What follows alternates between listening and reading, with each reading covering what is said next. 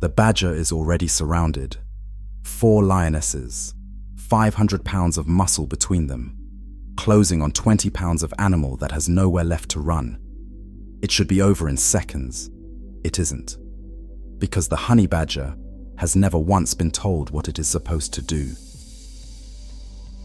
Dusk is falling across the dry grass, and the honey badger is completely exposed. It is crossing an open patch of ground when the 4 lionesses move in, closing the gaps to form a shifting wall of muscle. Each female lion weighs nearly 300 pounds, presenting a massive wall of physical pressure. The math of the savanna dictates that the badger should run. Bolting is what triggers the chase. Running is what prey does. But this 20-pound mustelid refuses to flee. It stops, turns, and stands its ground. Instead of running, it backs deliberately toward the base of a low termite mound, using the concrete-hard clay to anchor and shield its rear. It has just eliminated the lion's ability to flank or blindside it. Now the only way to reach the badger is from the front, where its teeth are waiting. This sudden, defiant positioning stops the lionesses in their tracks. They begin to circle, their pacing uneven and hesitant. The coordinated rush has dissolved into a cautious standoff. The lions are looking at an animal that should be terrified, but is instead tracking their every movement, waiting for them to make the first mistake.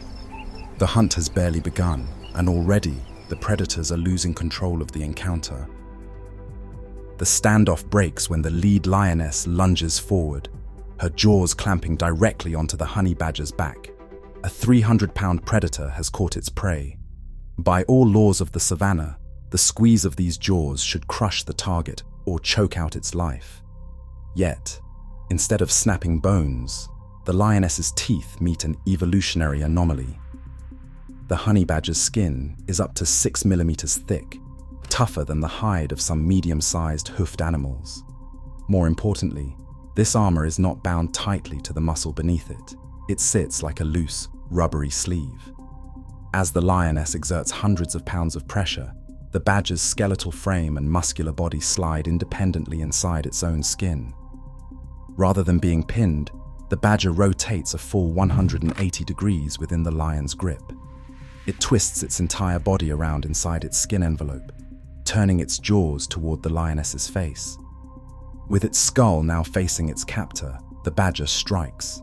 It drives its claws and exceptionally strong jaws directly into the lioness's sensitive muzzle. The predator's secure hold instantly becomes a liability. Pain radiates through her nose, forcing her to release her grip and lunge backward. She recoils, shaking her head as blood spots her snout. The initial strike has failed, and the coordinated momentum of the pride falters. The lions now face a prey animal that turns their own successful bites into dangerous tactical errors. The hesitation does not last.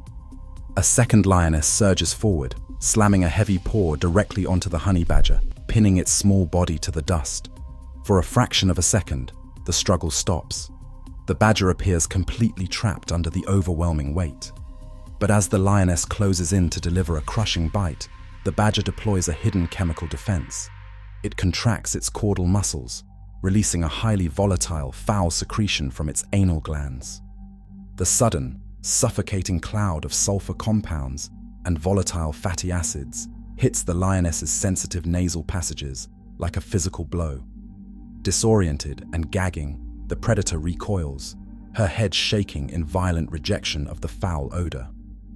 This specialized scent gland is evolved specifically to repel threats tenfold its size, and it has just bought the badger a brief window of opportunity. Instead of using the moment to escape, the badger immediately turns and lunges upward, targeting the lioness's face to keep the predator off balance. This fierce counter-aggression functions as a calculated survival blueprint. Throughout its life, this 20-pound fighter operates on a strategy of absolute defiance.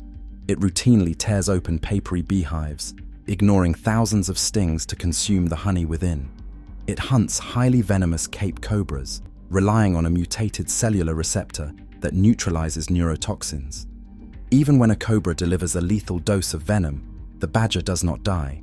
It slips into a temporary coma, only to wake hours later and resume eating the very snake that bit it. The same defiance drives it to challenge leopards over carrion, turning potential predators into frustrated spectators. This represents an evolved refusal to submit, a physiological programming rather than mere bravery. Every claw swipe, spray, and bite serves a singular evolutionary purpose: to shift the cost of kill equation. By meeting any threat with immediate, exhausting retaliation, the honey badger transforms itself from a quick meal into an expensive, painful ordeal. It survives by ensuring that for any predator, the price of a kill is simply too high to pay. The conflict deteriorates into raw attrition. The honey badger is bleeding from superficial lacerations, its breath coming in ragged, rapid gasps. It has been fighting for over 20 minutes, surrounded by 1,200 pounds of collective predator weight. Dust clings to its wet fur, and the physical toll is undeniable. One lioness finds an opening.